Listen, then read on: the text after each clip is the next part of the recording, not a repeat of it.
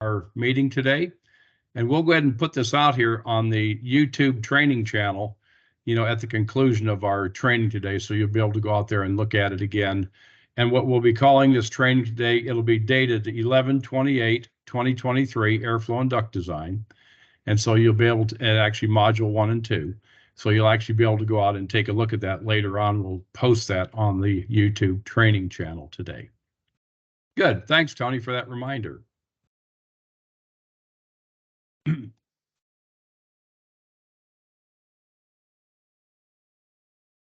So again, we were discussing briefly before we started our recording, Tame, the amount of air in cubic feet coming out of an opening or moving through a duct system over a period of time, typically 1 minute. And as I was discussing a minute ago, we could make that we could make it miles per hour. We could make it, whatever we wanted as far as a speed reference. But typically here in the U.S., it's going to be cubic feet per minute for CFM, cubic feet per minute. Now, to determine cubic feet per minute, what we're going to do, we're going to, two factors have to be known to determine cubic feet per minute. We have to know the size of the opening or the duct cross section in square feet. To find that, we're always going to we'll measure the duct section, the cross section of the duct, or the round duct, if it happens to be a round duct, and we'll do a little bit of math, but we'll get to that later. So we're going to find square inches. Now, to determine square feet, we're always going to divide that square inches by 144. And the reason we do that, if you think about it, 1 square foot is 12 inches by 12 inches, which is 144 square inches. So to convert backwards or to find square feet, whatever your square inch area is of that duct, you're going to divide by 144 to get square feet. So team, we always have to get to square feet.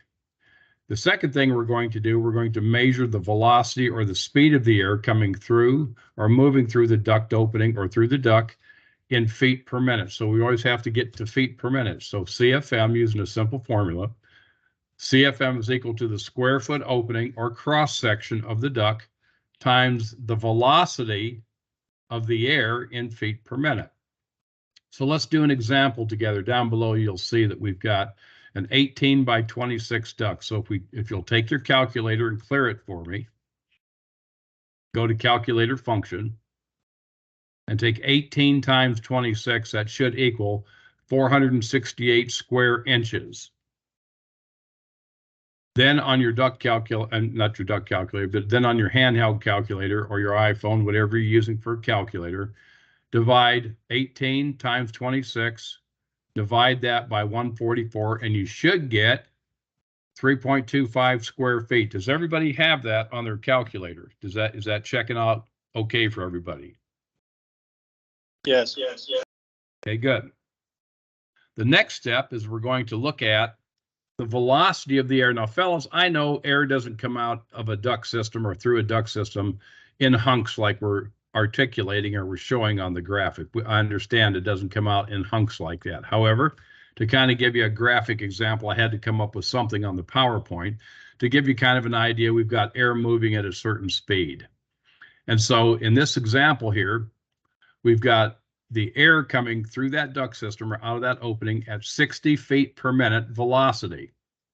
And so at 3.25 square foot opening of the duct section times 60 feet per minute velocity, that's the speed of the air, that should give us a CFM of 195. And if you'll go ahead and check your calculator for me again, so take 3.25, which is the square foot opening, times 60 feet per minute, it should come up with 195 CFM. Is that a good number? Yes. Okay. All right. Now, so what happens? Let's talk about what happens whenever we increase the speed of the air, but we keep the same size duct opening or cross section. Well, you'll see here in our next example that I'm not going to do anything with the duct. It's still going to remain 3.25 square feet. But I'm going to increase the speed of that air to 120 feet per minute. So I've done nothing to the ductwork. I've just increased the speed of the air to 120 feet per minute. So go ahead and clear your calculator for me. Take 3.25 square feet, the duct opening, or the cross section of the duct, multiply times 120 feet per minute. As you can see, we've sped the air up some, and that should give us a CFM of 390. Is that a good number? Yes. Okay, good. Well, then our final example is, let's go ahead and speed that air up some more. And as you can see in the graphic, we've caused the air to go faster. And we still have that 3.25 square foot opening times, in this example, 350 feet per minute. And that should give us a CFM of 1138 in this final example. Is that a good number? Go ahead and take your calculator and clear it for me and do those numbers again. 3.25 times 350. That should give us a CFM of 1138. Is that a good number? Yes. Okay, so fellas, the bottom line is, anytime we have a duct size, regardless of that duct size, if we can figure out the internal dimensions of that duct or the size of the opening where that air is coming through, let's say we'll get to grills and all that after a while. But basically, if I just had an open ductwork, piece of open ductwork, and I took a rotating vane anemometer, that little whizzy wheel guy, or if I took a hot wire anemometer, also called just the hot wire, and I measured the velocity of the air coming through that duct section and multiplied it times the square foot opening, that will give me the actual CFM moving through this duct system. Now, it's really, really important that we understand there's different ways to measure CFM, but this is one way to do it. If you know the cross section of the duct, the internal cross section of the duct, and you have the tools to measure the speed of the air, then you can always come up with CFM in that duct section. Now, there's a couple ways to measure the speed of the air. There's a couple different tools. They're called anemometers. One of them is a rotating vane anemometer, that's that little whizzy wheel guy. That's the one that you hold in the ductwork, or you take a grill off, or you cut a hole in the side of the ductwork and you stick that, excuse me, and you stick that little whizzy wheel in there. That rotating vane tool, they call it a rotating vane or a velocity tool, but the proper name for it is rotating vane anemometer.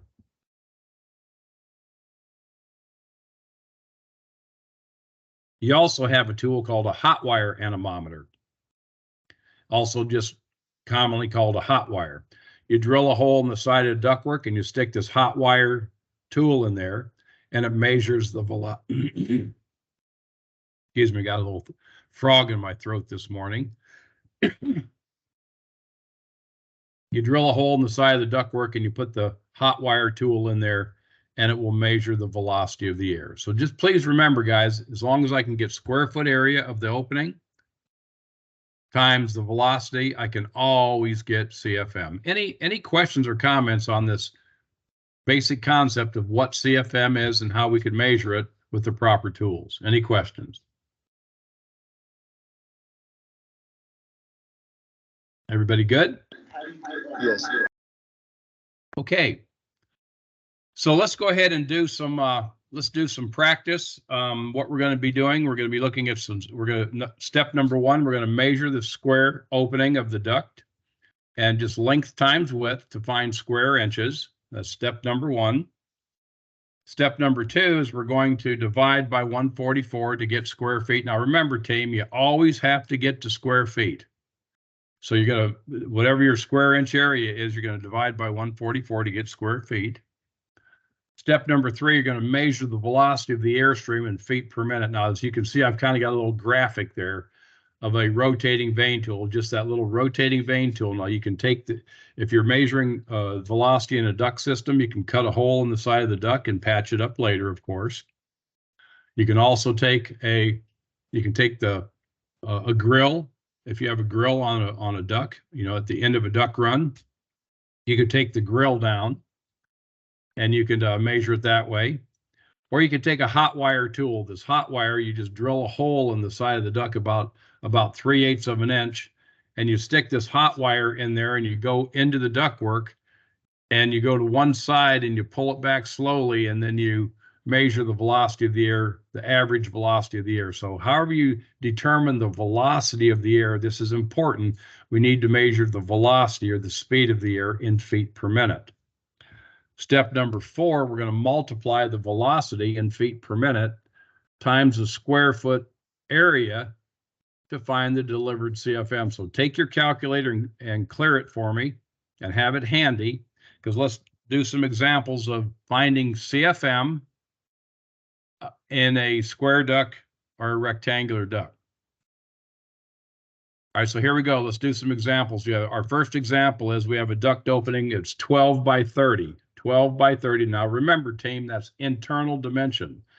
So if you have insulated ductwork, if it's insulated on the outside, then you just take a direct measurement of the ductwork. If it's insulated on the inside, if you've got ductwork that's insulated on the inside, make absolutely certain that you take into account the thickness of the insulation inside the ductwork if it's insulated on the inside, because we're going to be measuring, this is the internal opening of the ductwork where air can actually pass through. So please consider, if you've got insulation on the inside, you'll have to take that internal dimension. So with all that said, in this example, we have an internal dimension of a duct that's 12 by 30.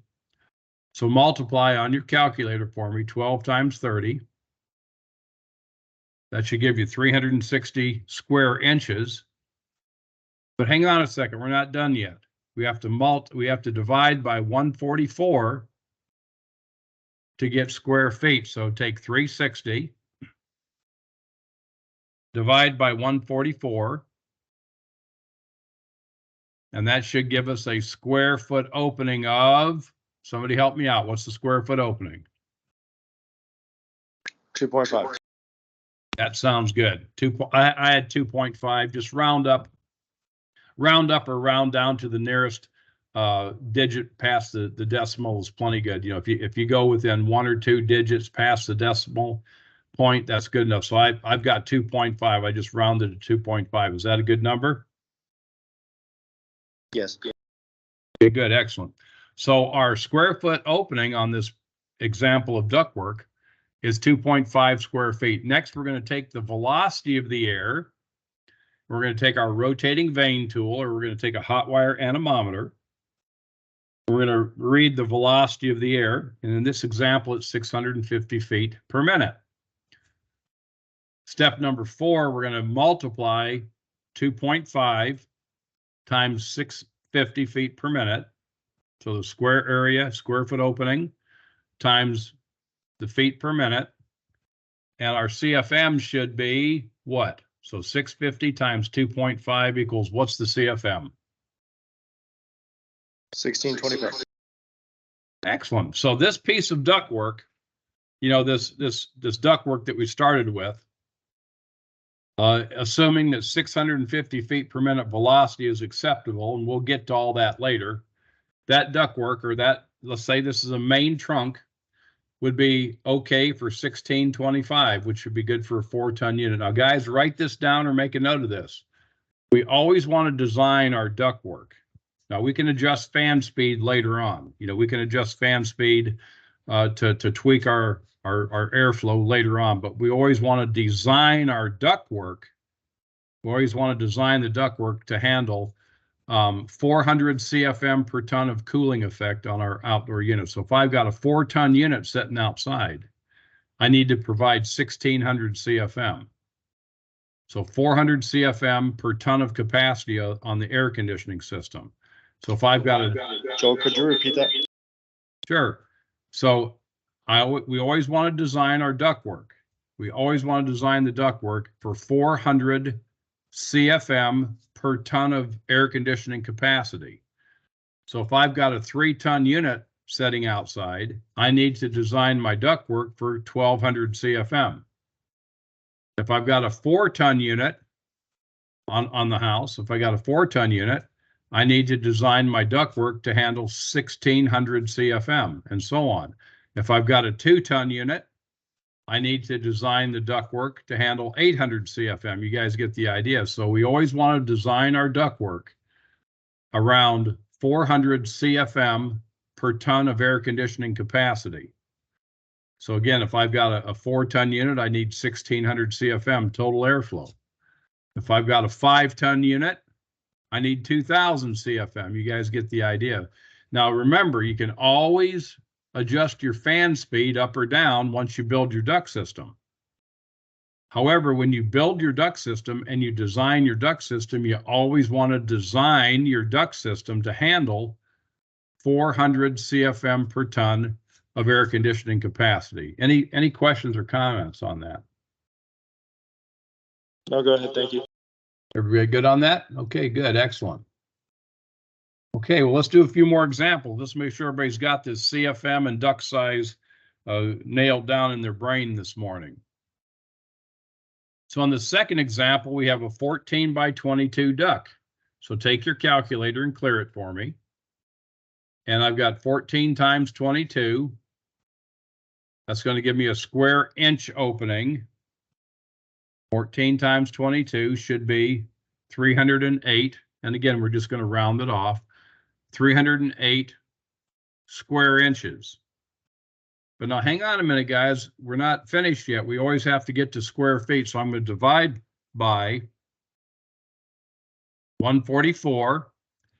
So 308 square inches, length times width, square inches, divided by 144 gives me a square foot area of what? Somebody help me out. What's the square foot area? 2.2. Okay, good, excellent. Well, I had 2.1. That's close enough. Now, fellas, listen. From a practical field standpoint, you know, if you said 2, if you said 2.1, you said 2.2, that's close enough. So just round off to your nearest digit, which is fine. And if you said 2.2, that's fine. That's close enough. But the point is you know, this is science. It's just not rocket science. So just remember, you know, if you're within, you know, a 0.1 or 0.2 of my answer here, you're plenty close for field work. So we have 2.1 square foot opening of this second example ductwork. Then we measure the velocity of the air, and let's say it's 745 in this example. So let's take 2.1 times 745. That's going to give me how much CFM moving through that duct section. So somebody help me out. 2.1 times 745. 1593. There you go, 1593. Well, I had 1565. That's close enough. If you rounded to 2.2 and you had 1590, that's close enough. So guys, the important thing that we understand is that we can always get CFM by looking at the ductwork. And by the way, this works on any duct system, and it works on takeoffs. What I'm trying to say is that all you're doing is you're measuring the airflow coming through a section of duct. Now, it just so happens we're kind of illustrating here the main trunk on a unit. But if you want to do the same math on a 7-inch takeoff or a 6-inch takeoff, you can do it. And that's the idea. So this rotating vane tool or this velocity tool is a very, very handy tool. If you don't have one, I recommend you invest in one. If you don't want to use the rotating vane, get a hot wire anemometer. And that way, all you have to do is just drill a hole in the side of the ductwork and stick that little hot wire in the side of the duct. And it's only a 3/8 inch hole, so you can just, you know, tape over it real easy when you're done with your ductwork. Or you can, if this happened to be a takeoff, you could go to the grill, take the grill off, and we're going to show you later on how you could actually measure it with the grill on. And so this rotating vane tool is very, very handy. I used to have one all the time with me when I went out on job visits, because let's remember, guys, when you're doing service work, you have to know what your airflow is if you're going to properly charge a unit. You can't charge a unit properly unless you know the airflow. So airflow is very, very fundamental for not only reliable operation and comfort, but also for system charging and making sure that system is running the way it's supposed to. So airflow is very, very important. Okay, let's do another example, and then we'll get into some round examples, round ductwork in this first and second module this morning. So let's go ahead and do this second one. It's a 10 by 16, or excuse me, the third example, 10 by 16 is this next example. That gives us 160 square inches on your calculator. Go ahead and check that for me. Then we're going to divide by 144. So we take 160 and divide by 144. That should give us, I got about 1.1 square foot. So about a 1.1 square foot. So this 10 by 16 ductwork, this 10 by 16 is equivalent to 1.1 square feet. And then we're going to measure the velocity of the air. It's 825 in this example. So take 1.1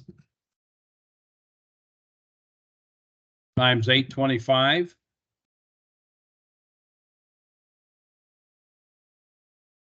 Multiply those together.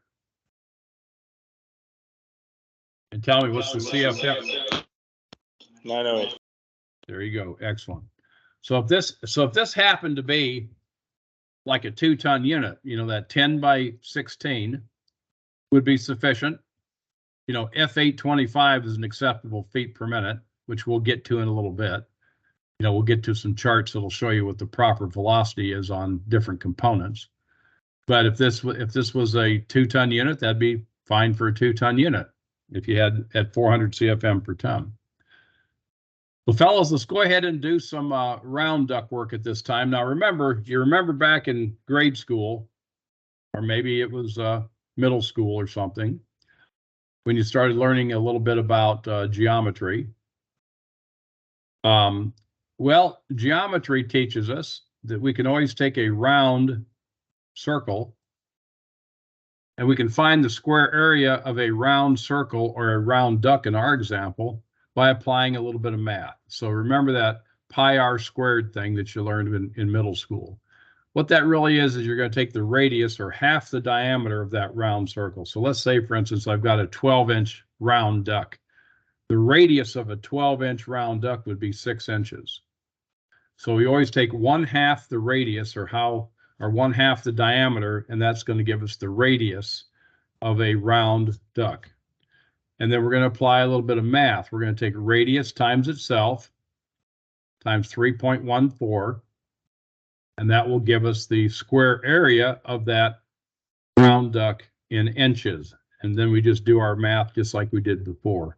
We divide that by 144 to get square feet. So even though it's a round duct, we still got to get the square foot area of that round duct. So one more time, we measure the diameter, and we remember that 1/2 the diameter is equal to the radius, or r in the formula. And then we just multiply r times r, radius times itself, times 3.14, and that will give us the square area of that duct. So let's do a couple examples of these so you kind of wrap your noodles a little bit around round duct as well this morning.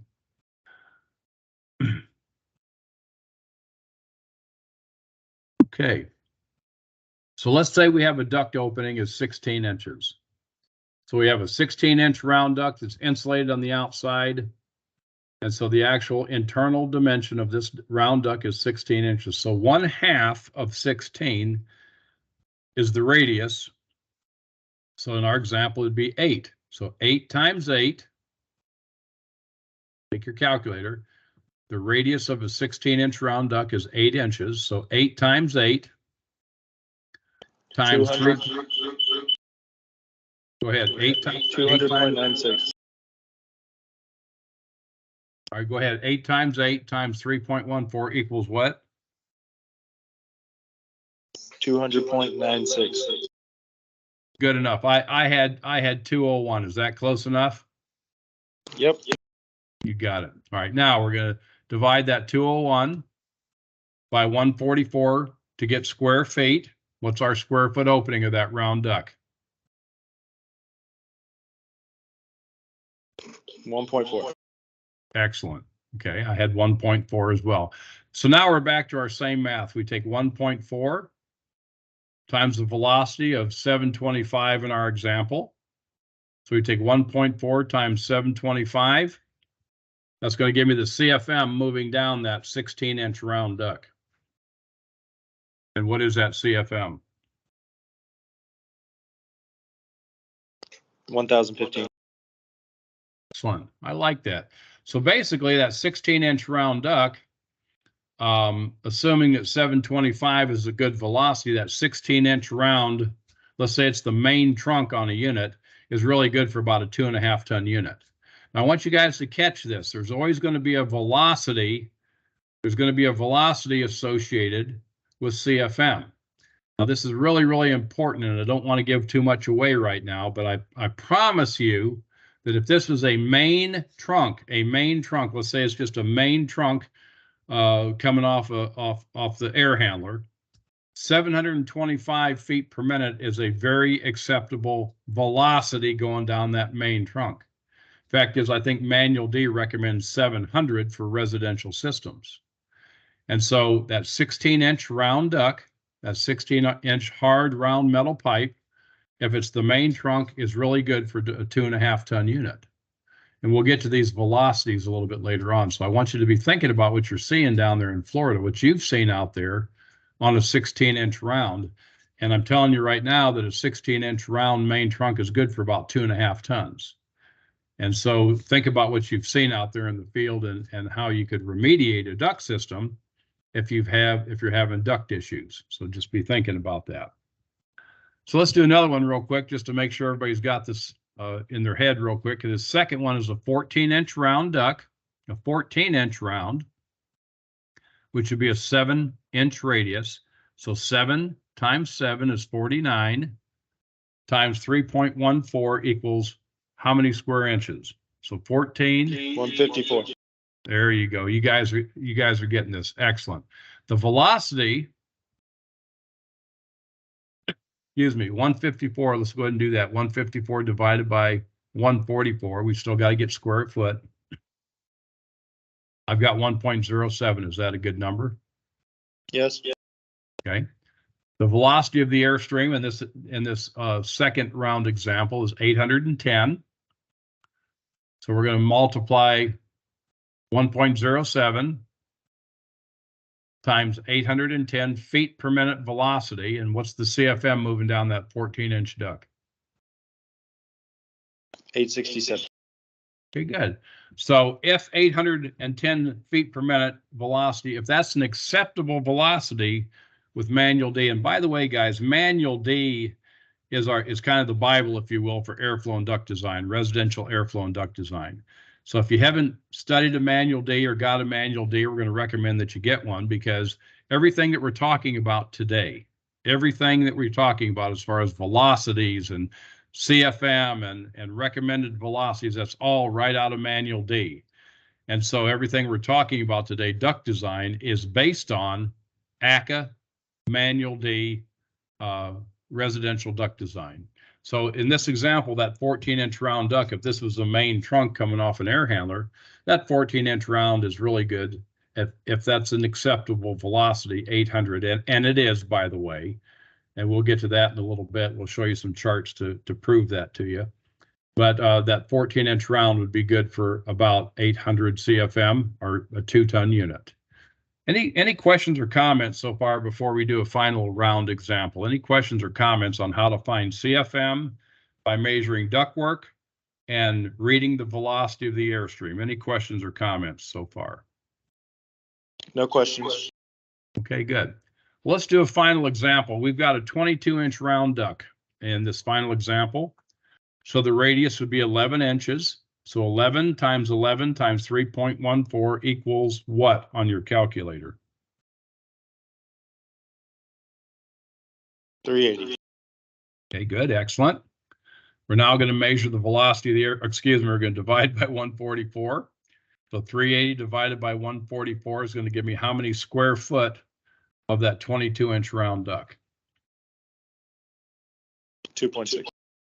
Okay, good, excellent. 2.6, close enough. If you had, I rounded off to two digits, but that's okay. If you said 2.6, that's close enough.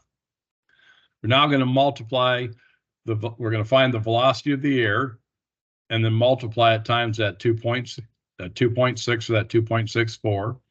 And the velocity of the airstream in this final round example is 760 feet per minute. So let's multiply 760 times 2.64, or if you had 2.6, that's close enough. 760 times 2.64 equals how many CFM?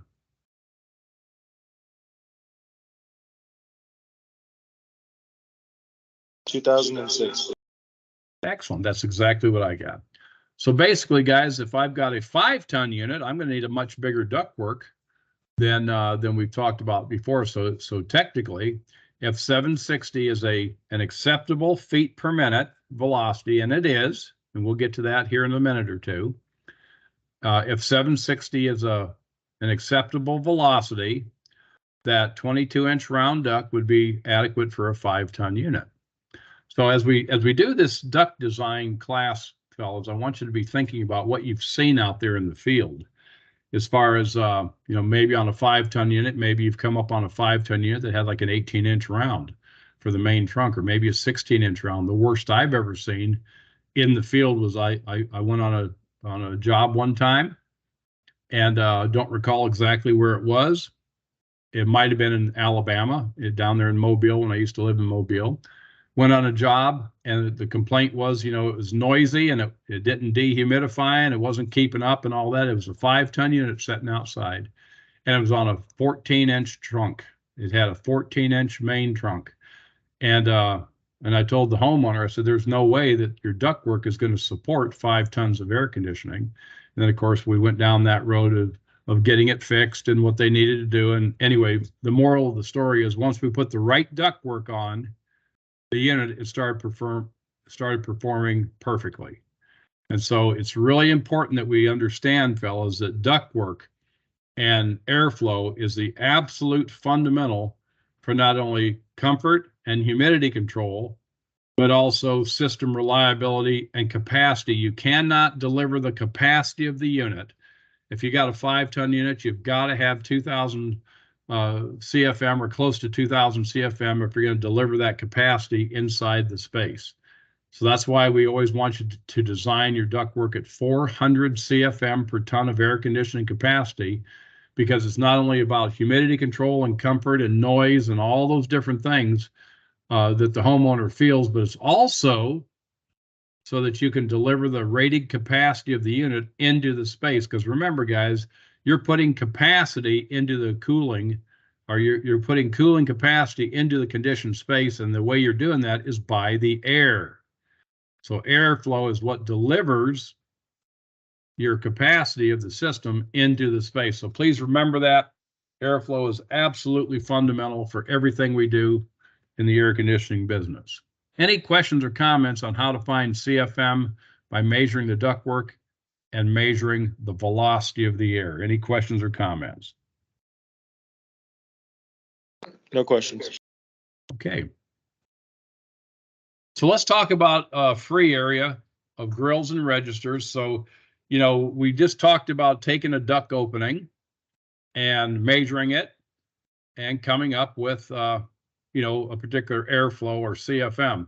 Well, from a practical standpoint, class, you're not going to have just a raw duct opening blowing into a room, right? You're going to have some kind of a grill or a register in front of that duct opening. And as soon as we put that grill or register over that duct opening, we've changed the characteristics of the air. We've changed the characteristics of the airflow, because you have all those slats and louvers and what have you that are in the airstream. So we have to take that into account when we're measuring airflow through a register or a grill. And so what we're going to do, again, here you have a duct opening. We just got through talking about that, but we're going to put a grill or register in front of that duct opening. And once we do, we change the airflow and the characteristics of the air moving through that grill or register. So we're going to use the same type of math, and we're going to use a rotating vane tool, just like we talked about, that little whizzy wheel guy. And we're going to measure airflow across a register or a grill. But here's how we're going to do it. There's some steps we have to add in order to do that. So what we're going to do, we're going to measure the grill or the register opening. And this is where the actual air can come out. So don't take it on the sides or the flanges. Make sure your measurement is where the air actually comes out of the opening. So we're going to measure it and convert it to square feet, just like we did before, inches to square inches to square feet. And then we're going to multiply whatever that number is times 0.8 to give us an average of an 80% free area, F-R-E-E, free area. So we have to measure, or we have to account for what we call free area on a register or grill. And that register or grill, just by its design with all the slats and whatnot that are in the airstream, it's going to restrict the air some, right? And so a good solid number for all practical field purposes, if you'll figure that register or grill is about 80% free area, that'll get you pretty close. Some manufacturers will tell you 75%. Some manufacturers will tell you 90%. So depending on the manufacturer's grill design, you may have a real open grill, 90% free area, or you might have a real restricted one, 65 or 70%, especially if it's made of like wood or it's a real old grill, it might only be 65 or 70%. But for modern grills, if you'll figure about 80% free area, that's going to get you pretty darn close for field and design application. So again, you're going to measure the grill or register the opening, convert to square inches just like we did before, divide by 144 to get square feet, and then multiply that number, whatever that number is, times 0.8 to get 80% free area. So let's do some examples together. Let's say, for instance, I have a 20 by 30 grill, and that's where the air can actually move through the grill. That does not include the flanges on the side. It's a 20 by 30 internal area. So 20 by 30 is going to be 600 square inches, just like we did before on our calculator. We're then going to divide that by 144 to get square feet. So a 20 by 30 grill is 600 square inches. We divide by 144, that gives us 4.16 square foot. Now, hang on a second. Because it's a grill or register, we need to take one extra step. We're going to multiply that number times 0.8 to give us an 80% free area. So in our example here, the actual free, F-R-E-E, free area of that grill or register is going to be about 3.3 square feet. Any questions or comments on that? Okay, good, excellent. All right, well, let's go ahead and do some examples together, and then we'll start getting and tying in free area and velocity and CFM. We're going to tie this all together as we look at how to measure a grill or register and get an idea how much CFM is moving through that grill or register. So number one, we're going to measure the grill and convert to square inches just like we did before, and then we're going to divide by 144 to get square feet and multiply times 0.8 to obtain free area. So in this example here, we have a 24 by 30. So clear your calculator for me and take 24 times 30. That should give us a square inch area of 720. Is that a good number, everybody? Yes. Yeah. Right now, we're going to divide by 144, just like we did before, and then multiply times 0.8 to get a square foot free area of that grill or register. So go ahead and do that for me. Divide by 144, and then multiply times 0.8.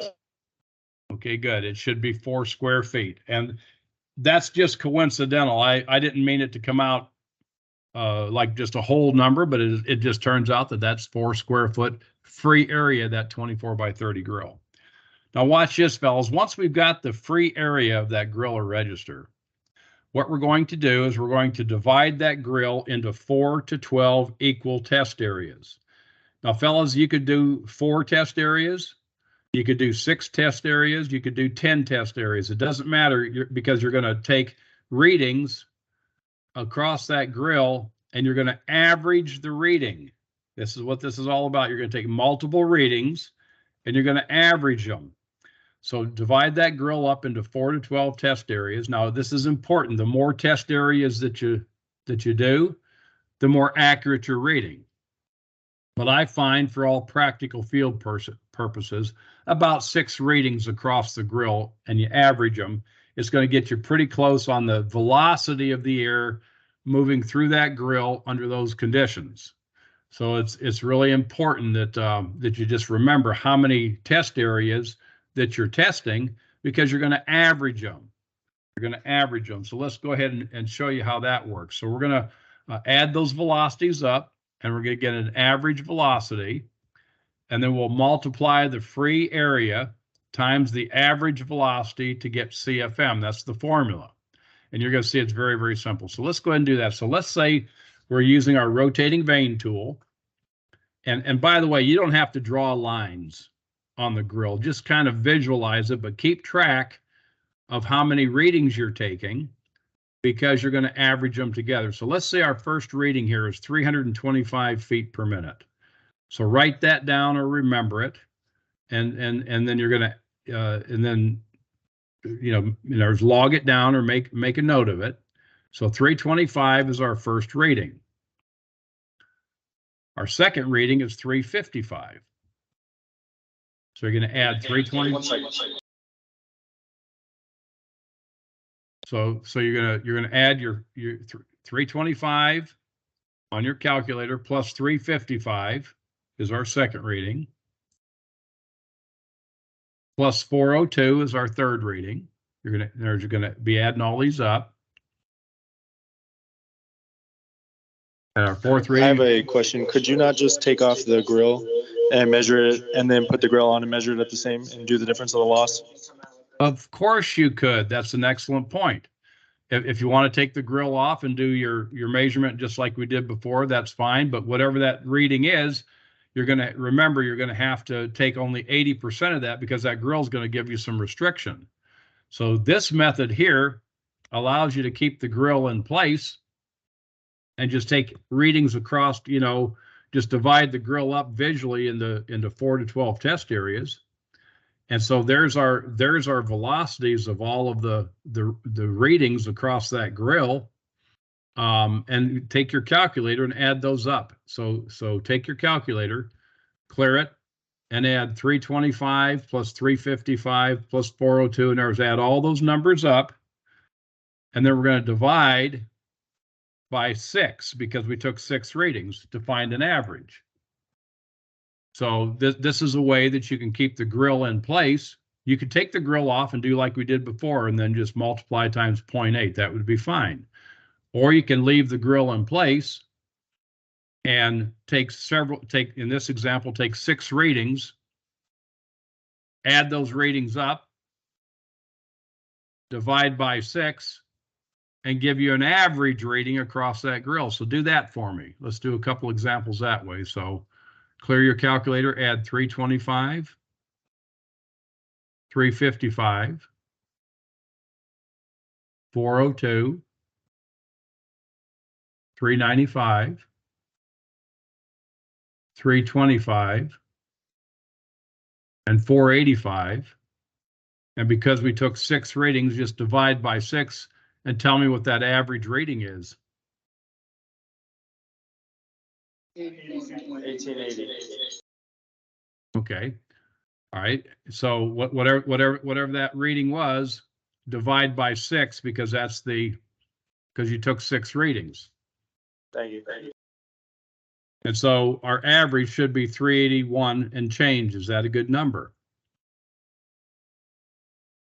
Yes. Okay. Now, just like we did before, now take that 381 times the 4 square foot free area of that grill. Now tell me the CFM that's moving across that grill. Let's say it's a return grill. What's the CFM moving across that return grill?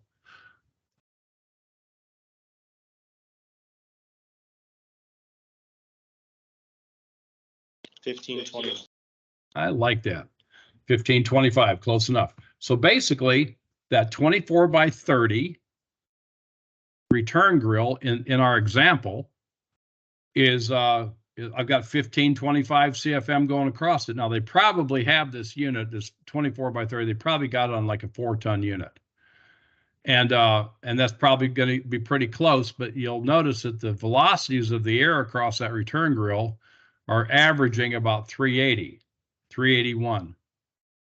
And so that may be a little high, that might be a little bit low. We'll find that out later when we look at our velocity tables in our manual D velocity tables.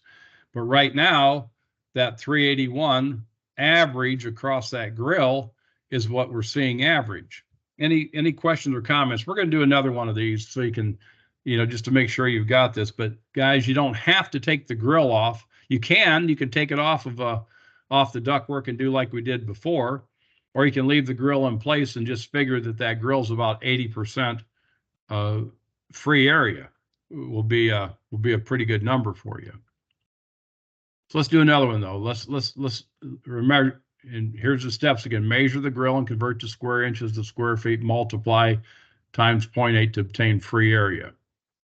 All right, so in this second example, we've got a 30 by 30 grill, a 30 by 30 grill. And if I take 30 times 30, now remember, that's just the area that the air can move through. The 30 by 30 is equal to 900 square inches. But hang on, we're not done yet. We still got to plug some math in. So take your calculator for me. Take 30 times 30. Should be 900. Divide by 144. Multiply times 0.8 to get 80% free area. So what's the free area of that grill?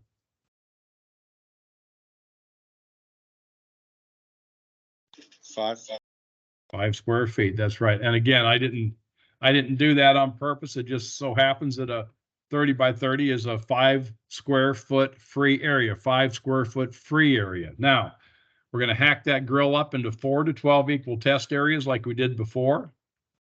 And we're going to measure the air in those test areas and then average it. So let's just do 6 readings again. Again, fellas, you can do 4, you can do 6, you can do 12, you can do 50 if you wanted to, but you got to remember how many test areas you do so that you can average it. So we'll just do 6 again in our example. So my first reading is 320. So clear your calculator, and we'll just add these up and then divide by 6 when we're done adding them up. So the first reading is 320, so put 320 on your calculator. Plus 330.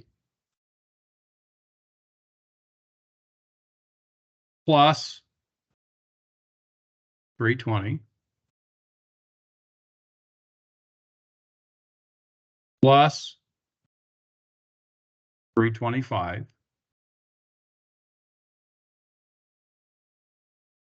Plus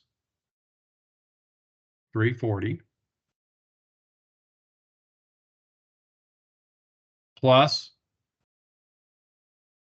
315. Now, whatever that number is, we divide by 6 to get an average of what? 325. Okay, sounds about right. Good, excellent. Now we take that 325 average velocity times 5 square feet, free area of that grill, and tell me what's the CFM we're moving through that 30 by 30 grill? 1620. There you go. So presuming that 325 average velocity is okay. Let's say it's a return grill.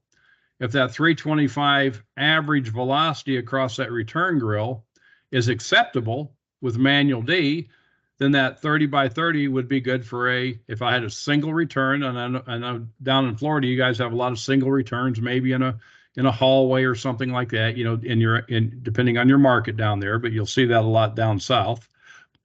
You'll have like a big return grill, just one return.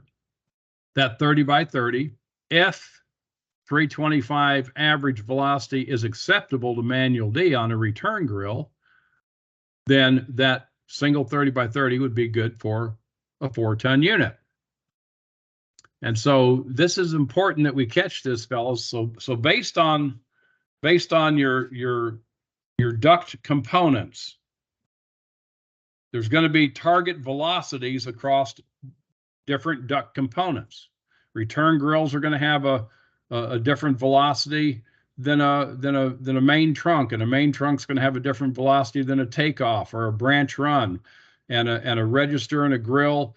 They're going to have different velocities based on if it's a return grill, if it's got a filter in it or not. A filter grill is going to have a different velocity than a return grill without a filter in it, and so on. So we're going to get into all that here shortly, but I just want you guys to catch the fact that, you know, as long as we can find feet per minute, we can always find CFM with a tape measure to figure out how big the opening is, and a velocity tool, a rotating vane tool, or a hot wire anemometer.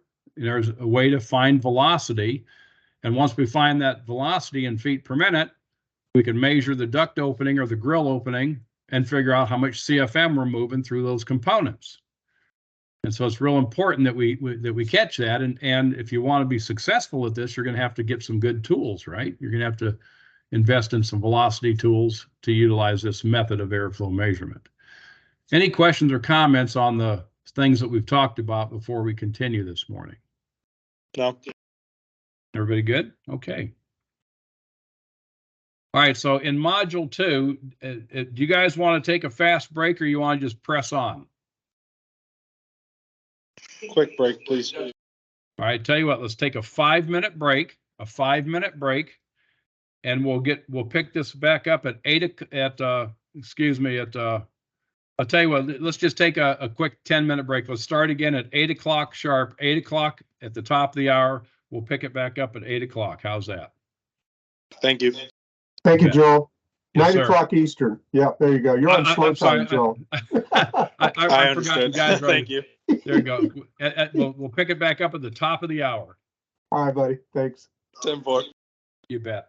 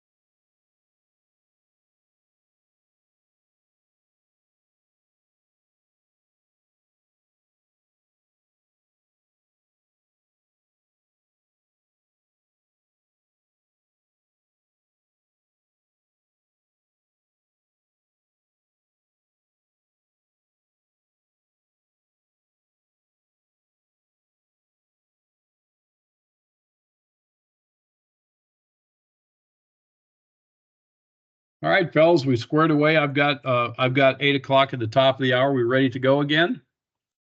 Yes. Okay, well, fantastic. Well, hope everybody got a nice little break there. We're going to go ahead and pick this back up, and we're going to jump into Module 2 of our Airflow and Duct Design class. Now, tomorrow we'll plan on doing Module 3 and 4, and so this will be our final module for today. And of course, we'll open up the floor for any additional questions or anything like that towards the end of our training here. So anyway, again, welcome to Module 2 of our Airflow and Duct Design class this morning. So guys, today we're going to be talking about specifically, we're going to review the duct calculator in this second module. And we're going to be talking about finding the required CFM for different size units. So we'll get into some of that, and then return and supply duct sizing based on Manual D recommendations.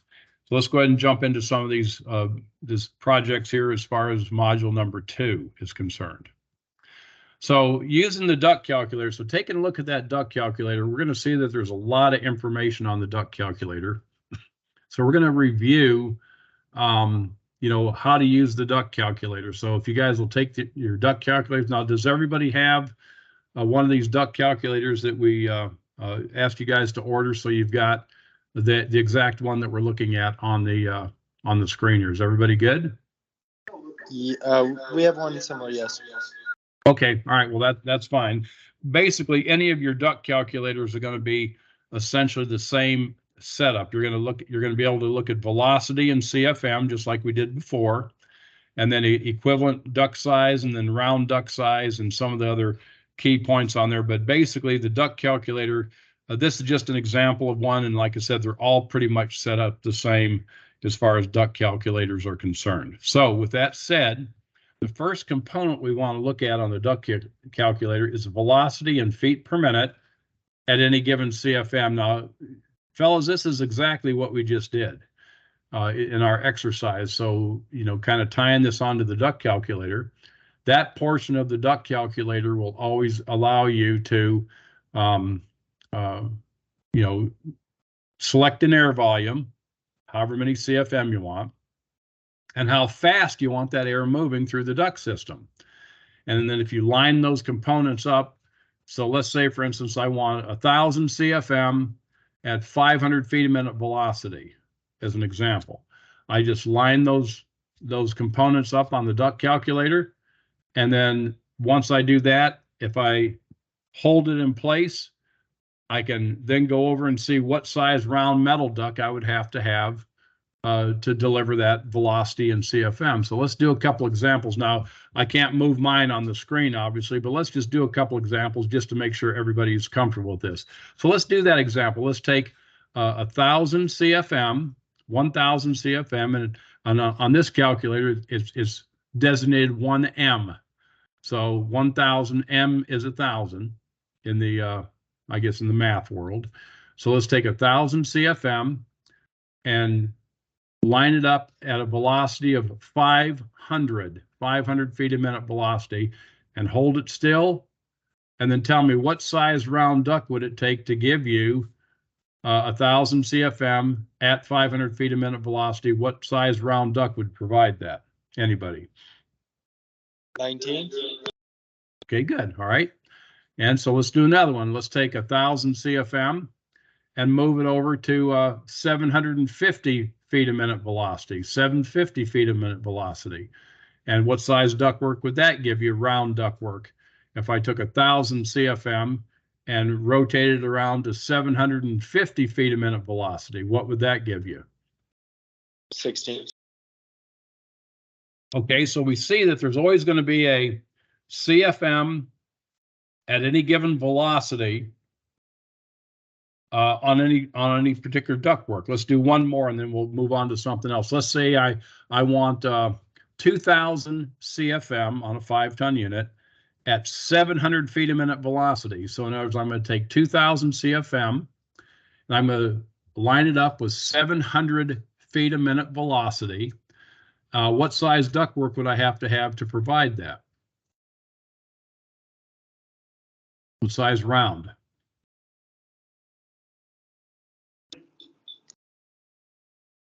23.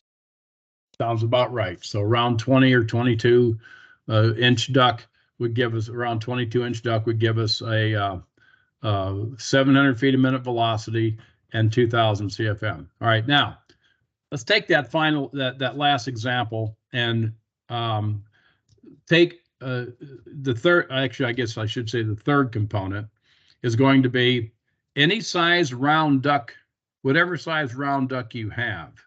You can always convert it to a rectangular or square duct by looking at the bottom portion of the calculator. So this rectangular equivalent would be an example of how I could, if I don't have round duct, or if I'm going to manufacture, let's say I can't get a round duct in because the construction constraints on the house or the building. But I could build a rectangular duct to kind of squeeze in between a couple joists or something like that. And so there will always be a round metal duct equivalent to a square duct or rectangular duct equivalent. So let's do some examples. Go ahead and take your duct calculator, like in our example right there. You'll notice that on our PowerPoint screen, we've got a round duct diameter of, looks like about, call it 13 inches, 13 inches. Lined up on round duct. I know it's not quite on 13, but let's just say it's close, line it up to where it's about 13. Now, a 13-inch round duct, the rectangular or square equivalent for airflow. Now, remember, this isn't sheet metal that you're building this up. I mean, it's not a sheet metal equivalent, it's the airflow equivalent.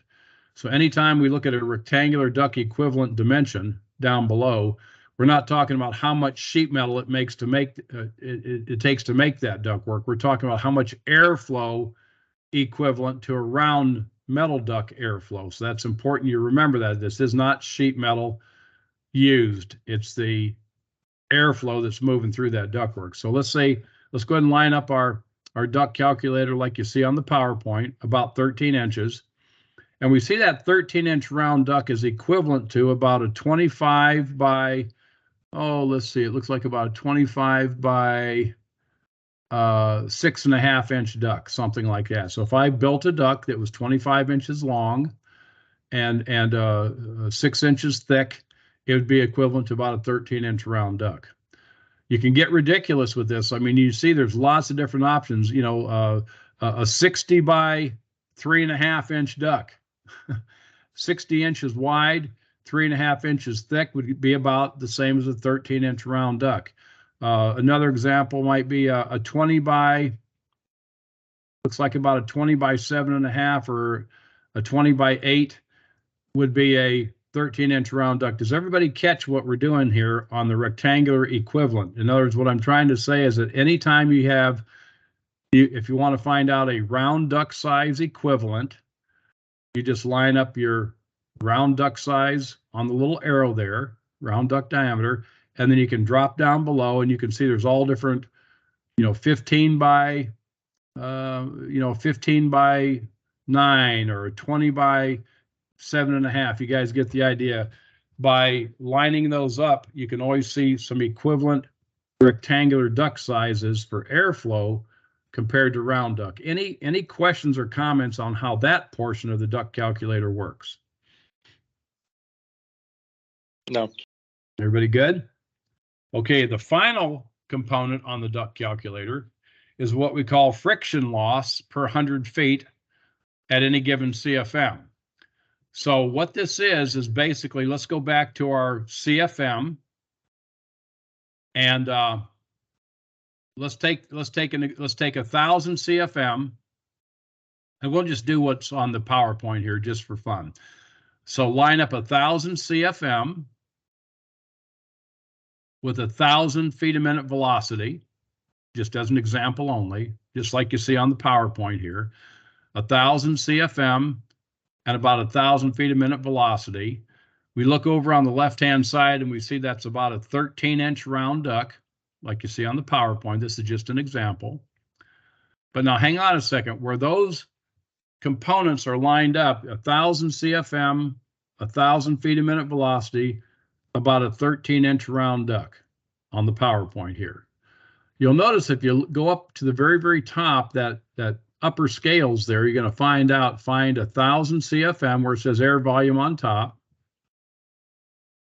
And you'll see that at 1,000 CFM at 1,000 feet a minute velocity and a 13-inch duct at the very, very top, 1,000 CFM, that's going to give us about a 0.11, about a 0.11 or a 0.12 friction loss per 100 feet of ductwork.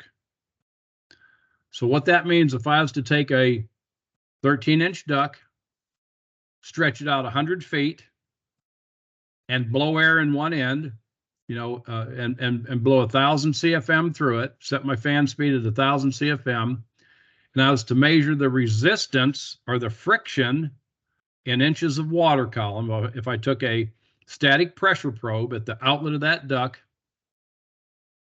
it should read about 0.11 inches of water column, with that duct being 100 feet long and the fan blowing 1,000 CFM on a 13-inch duct. So this is important information for us to understand that the longer the ductwork is the more static pressure, the more friction loss it's going to have.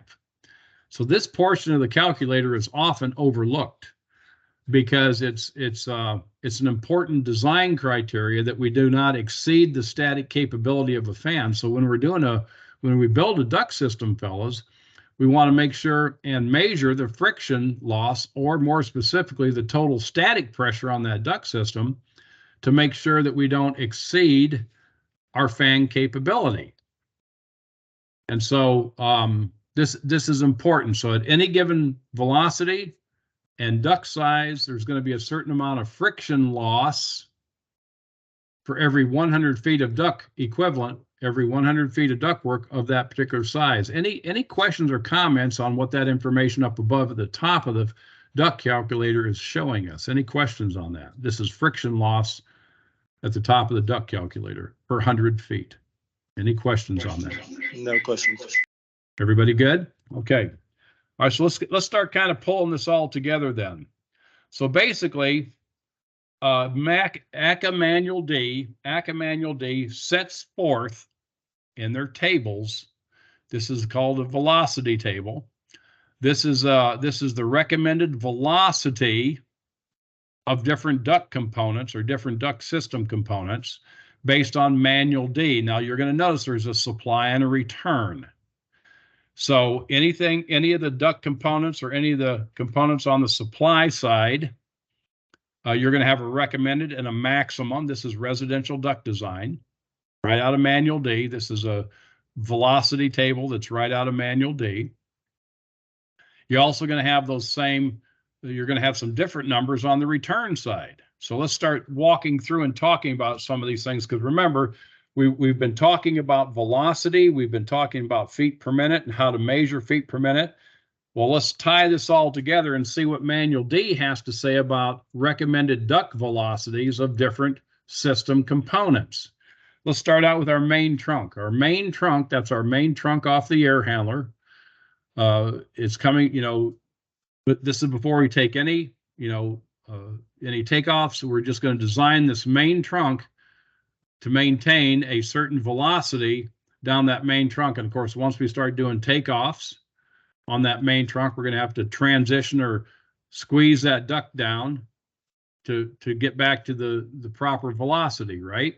So anytime you take off air on a main trunk, that's why we have a transition. That's why we transition down to a smaller size, is to keep the speed or the velocity of that air moving down the trunk. Because if we don't do that, it depressurizes the duct system and the air slows down and we don't have any airflow. So we have to maintain a recommended velocity down our main trunk. And so let's take a look at what that is. We find that on the supply side, and when we design a duct system, we need to design our main trunk at 700 feet a minute velocity.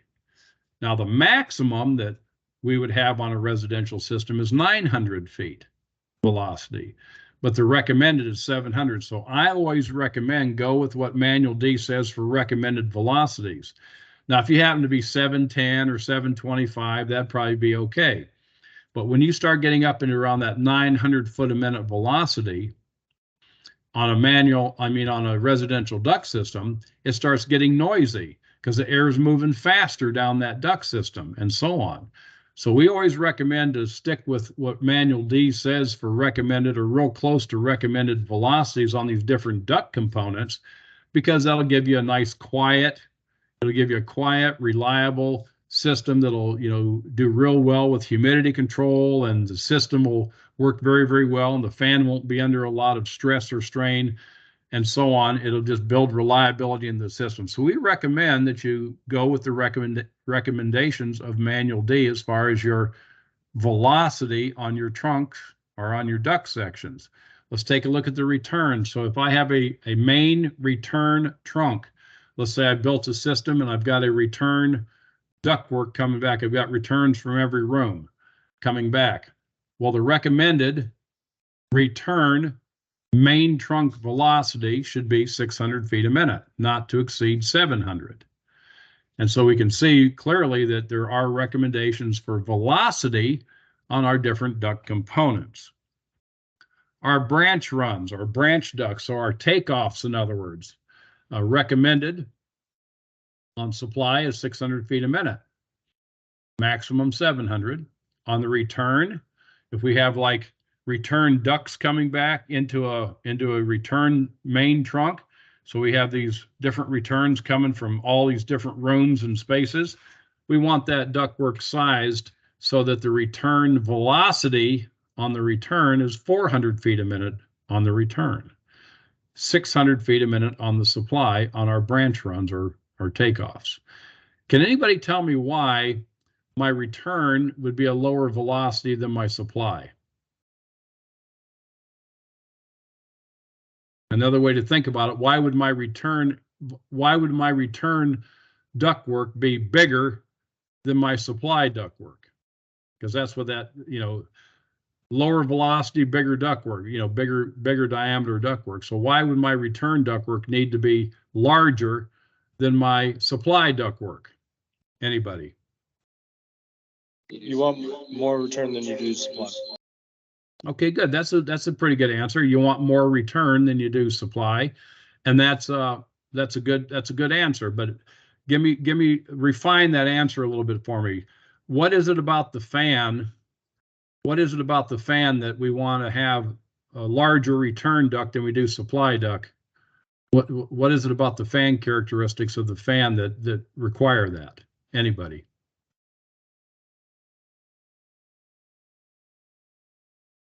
All right, well, please write the static pressure. Okay, it's a static thing, static pressure.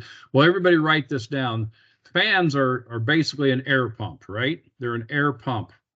And the low pressure side of that air pump, called a fan, is the return side. And because the return side is a lower pressure, it's also the low energy side of the fan. So the fan is really designed to push more than it is to suck. Now we can't blow what we can't suck on a duct system, but we need to understand that the low energy side of that fan is on the return side. That's why it has to be larger. We need more volume on the return side because it's the low energy side of the fan. Because once the fan grabs that air and it starts squeezing it and compressing it on the supply side, that's the high energy side of the fan. So it really has to do with fan characteristics that we find that we want to have larger return on the fan on the return side because it's the low energy side of the fan. So it really has to do with fan performance. But all those other answers that you guys gave were still good answers. The return needs to be larger. That's true. And it's good practice to keep the air going slower on the return. That's all true. Static pressure is a key thing that we'll talk about later. That's all true. But the physics of it are that the low energy side of the air pump that we call a fan, you need more volume and you need the air's moving slower, and it's the low energy side of the fan. So that's why the return is always going to be larger than the supply. Good comments, good questions for everybody. Okay, on the registers, the grills and the diffusers, they're all the same. Registers, grills, diffusers. Recommended is 500 feet a minute velocity going across the grill, register, or diffuser, not to exceed not to exceed 750 on the supply. So if I have a supply grill, or if I've got a supply register, or if I have a diffuser, a supply diffuser, don't exceed about 500 feet a minute velocity, designed for 500 feet a minute velocity across that supply register. On the return side, the recommended is 400 feet a minute velocity, not to exceed 600. So on the return side, if I have a return grill with no filter in it, and I want you guys to catch this, a return grill with no filter in it, 400 feet a minute velocity is recommended, not to exceed 600 without a filter in there. But if I have a return filter grill, look at that final line. If I have a filter grill, a return, let's say I've got, down in Florida, and down south, we see a lot of, just central returns in a hallway with a filter grill. Well, if you've got a filter in that return grill, do not exceed 300 feet a minute velocity across that filter. That's maximum velocity. And so I really like to design my filter return grills not to exceed 300, but a lot of times I'll design them around 250 because the filter is going to get dirty, right?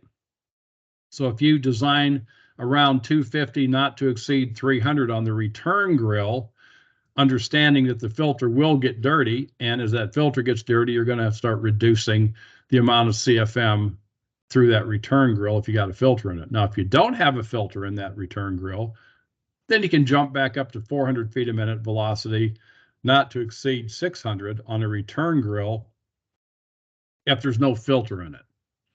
So these velocities here, fellas, are right out of Manual D. It's important that when we build a duct system that we do not exceed these velocities. It's important that when we design a return grill that we know is going to have a filter in it, that we design and we size that return grill not to exceed 300 feet a minute velocity if there's a filter in there, and so on. So any questions or comments on recommended duct velocities on our Manual D velocity table with our key components in our duct system, main trunks, branch runs, registers, grills, and so on, with special attention on the return grill with a filter in it, not to exceed 300. Any questions or comments on these recommended velocities, supply and return? Hey, Joel. Yes, sir. A question that I've been asked before, mostly it's with respect to branch ducts, but sometimes it's main trunks, is some contractors will use flex duct, and the ductulator, it's designed for a smooth surface for sheet metal duct, right? So the question is there a ductulator that takes into account the additional friction loss of flexible duct, or Yes. How do you account for that? Those are excellent questions, Tony. So to Tony's good point, our duct calculators are designed for metal duct insulated on the outside, so just slick metal inside. If you go on Google, there are manufacturers. Fact is, the flex duct manufacturers themselves, oftentimes they'll have their own duct calculator. And so there's two parts to Tony's question, and there's two parts to the answer. So number one, if you're using flex duct, then we recommend go ahead and buy or get a flex duct calculator, because that will get you much closer than the metal duct calculator that we're dealing with. The other part of the answer is if you're going to be using flex duct, and this comes right out of the flex duct manufacturer's recommendations, by the way. If you're going to be using flex duct, do not exceed 20 feet maximum equivalent length on flex duct. So if I've got a piece of flex duct that's, say, 10 feet long, let's say I take a piece of flex duct 10 feet long and I put one 90-degree bend in it. That's equivalent to 20 equivalent feet. So one 90-degree bend in flex duct is equal to 10 feet. So, so if you're going to be using flex duct, the rule is keep it as short as you possibly can, and do not exceed 20 feet. And this is flex duct manufacturer's recommendations, by the way, not to exceed 20 equivalent feet, and keep it straight and keep it tight. So make sure that if you use flex duct, you've got a metal collar on your main trunk. Don't just cut a hole and stick it in there. I mean, have a metal collar and put the flex duct on that metal collar. Stretch it out as tight as you practically can, just nice and straight, and then a metal collar or a metal elbow or whatever on the other end, going down to your register. So you don't want to kink it. In other words, you don't want to kink your flex duct. But if you keep your flex duct short and straight, under 20 feet, total equivalent. If you keep it short and straight, then your metal duct calculator works fine. It's going to be about the same as long as it's short and straight. Now, if you've got a real long duct run and all that kind of stuff, then get yourself a flex duct calculator, because that'll get you closer. The final comment I'd like to say is this: if you keep your flex duct short and straight, your metal duct calculator will work fine, like I just said.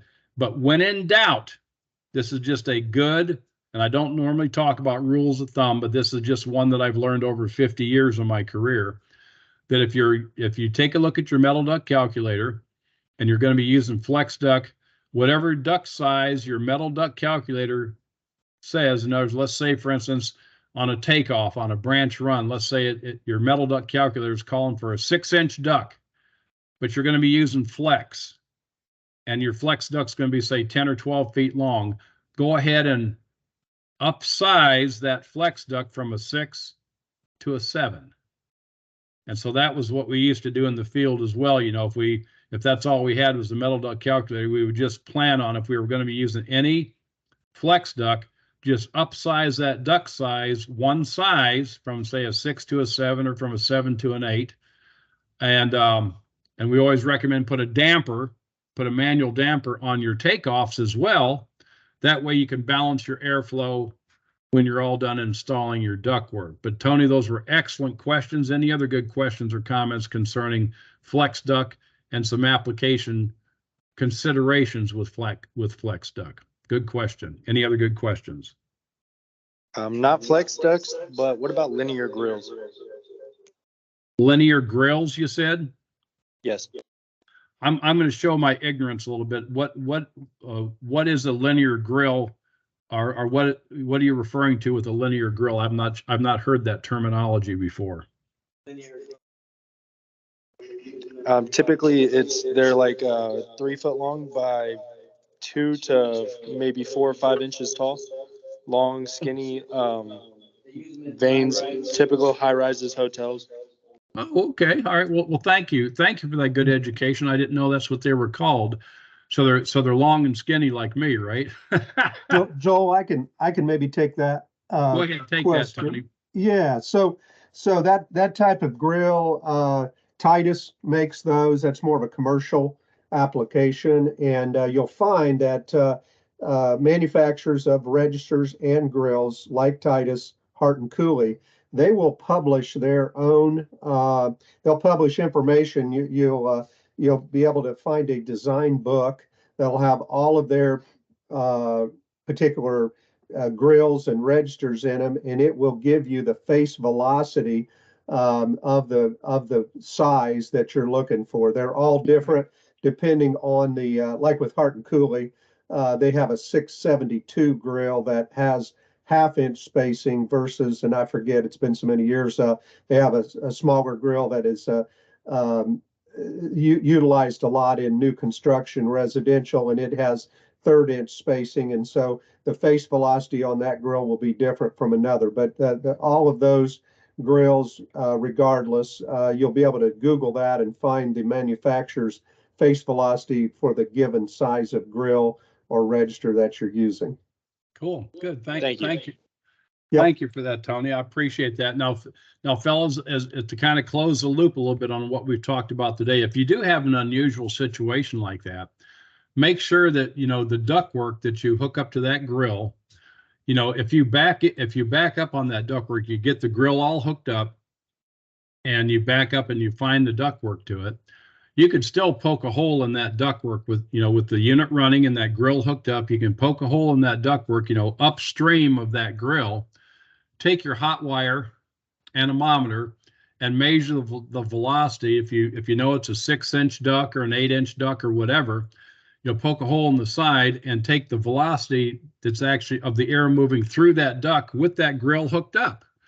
And so that'll still give you, to kind of close the loop on our training, that'll still allow you to measure airflow in the ductwork that's feeding that grill by just poking a hole in the side of it and taking your hot wire anemometer, your hot wire velocity tool, and you poke it in there and you to the opposite side and you pull it back real slow and you read the average velocity that's moving through that ductwork that's feeding that grill, and then you do your math. It's a 6-inch duct, and it might be hooked up to one of those skinny grills, but it doesn't matter because that 6-inch duct with the unit running and the grill hooked up, and you poke a hole in the side, and you've got 650 feet a minute velocity, and it's a 6-inch grill. You cats get the idea. So you can still measure airflow with that.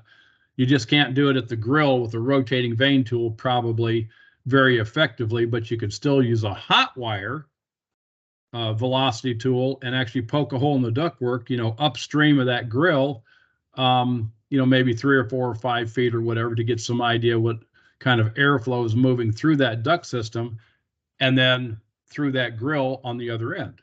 So that would be a way to do that, to kind of close the loop on our training. Good questions. Any other good questions or comments as far as velocities and recommended velocities on grills and stuff like that? Everybody good? No, thank you. Yes. Okay. Well, fellas, let's go ahead and open the floor up for any final questions or comments. I've got 9:30, about the bottom of the hour. These modules take, they take about an hour and a half to 2 hours total, so we're a little bit ahead of schedule. But tomorrow we'll go ahead and pick up module 3 and 4 for our second go round of training tomorrow morning at 7:30 Eastern time, like we did today. But let's open the floor up. Is there any final questions or comments for today's workshop before we conclude for the day? Any final questions or comments? Let me go ahead and get that screen out of the way, by the way, and close the PowerPoint. We'll go ahead and get my camera back on, and we'll let Tony get unmuted as well, so we can go ahead and take any final questions or comments this morning on our first workshop, airflow workshop. No comments from our end, just thank you. Okay. Tony, did you have any final comments before we secure for the day? And let me go ahead and make sure our recording is still going. So any questions, Tony, that you have, or any questions or comments for the team? No, thank you, Joel. Thank you all for attending today, and we'll look forward to talking tomorrow morning. Well, fantastic. Thank you very much again. You got it. Well, guys, with that, like Tony said, we want to thank you for participating today, and we'll see you cats tomorrow morning, same time and station. Have a great day and be safe out there. Thank you, Joel. Thank you, Tony. You bet. Have a good day.